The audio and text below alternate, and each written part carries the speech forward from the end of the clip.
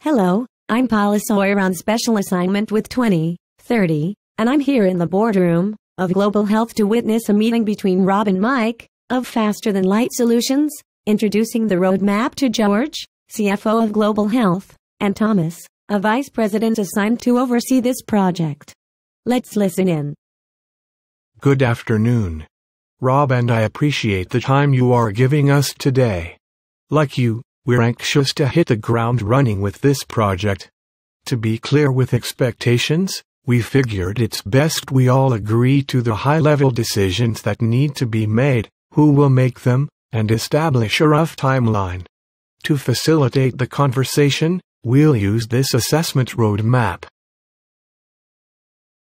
That is, unless you have a better way of reaching today's goals. Well, Mike and Rob, I certainly agree, and would like to ensure that we have clear expectations and avoid surprises. You alluded to a way to do just that when we met last. Is this roadmap thingy what you talked about? Well, yes. The roadmap is one of many ways we'll attempt to avoid surprises.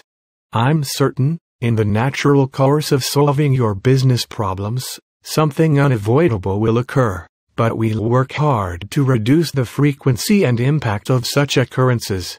But before we go further, I feel like we should bring Thomas up to speed before we start the heavy lifting. Does that work for you, Thomas? Thanks, Mike, but I've been well briefed by George and the others. My advanced special projects training would demand no less. As the PM, Sigma, CES, MBA, MSG, PMD, IOU, right and left hand to the CEO, you will find that I am more familiar with your methodology than you are. You two should be aware that Thomas now has day-to-day oversight for this project, which includes vendor selection. Okay. No problem. I know Rock has asked you to spearhead this project and it's great to have you on board. As you may know.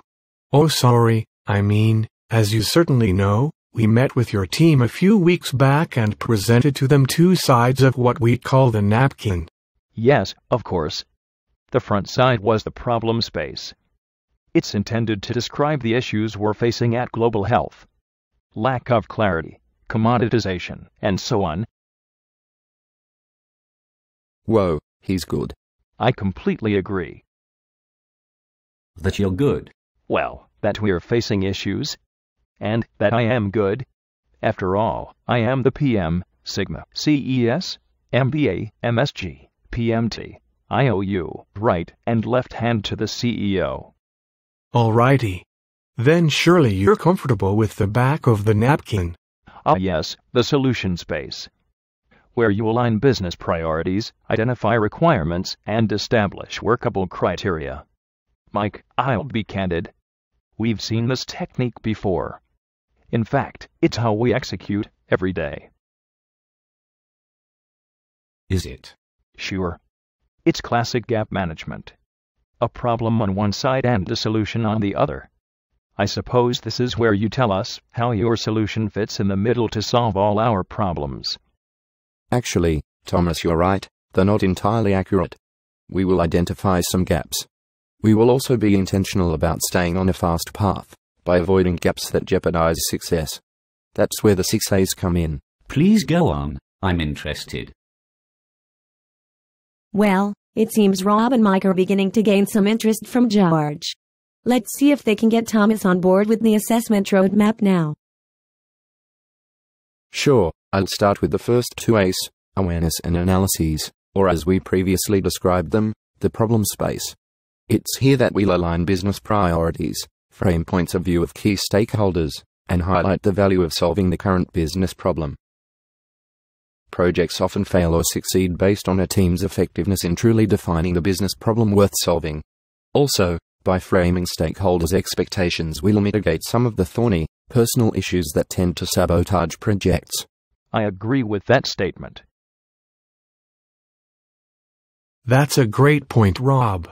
It's important to note that we were originally engaged in the third A, alternatives, as you guys were looking for viable options to solve what you understand to be the problem.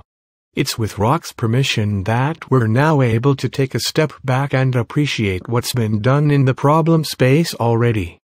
To your point, Thomas, surely some work has been done, so we'll quickly assess and keep things moving. Thomas, if I understand correctly, this roadmap will complement your work, not hinder it.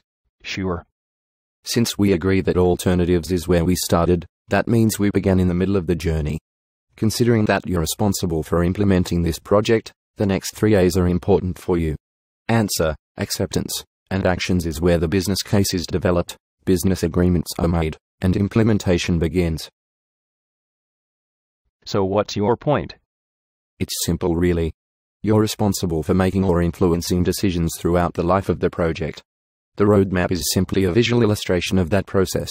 If we agree to the decision-making process, this also is a great way for us to stay aligned with one another as to progress.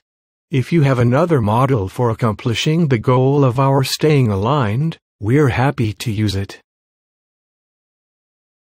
We have parts of this already defined, and other elements that are a work in process. Allow me to translate. We do a great job at looking for alternatives, forcing vendors to accept our terms and holding them accountable for their actions. However, we don't have, how do you say it? Intentional ways of coordinating the problem space and solution space. That's fine. Really. Let's just use the roadmap as a reference until you've completed defining your processes. At a high level, I'm sure the 6 A's will still apply. Does that work for you, Thomas? Sure. That works for now. Well, that was sure enlightening. I wonder where the meetings will go from here. Tune in next time. Thanks and goodbye for now.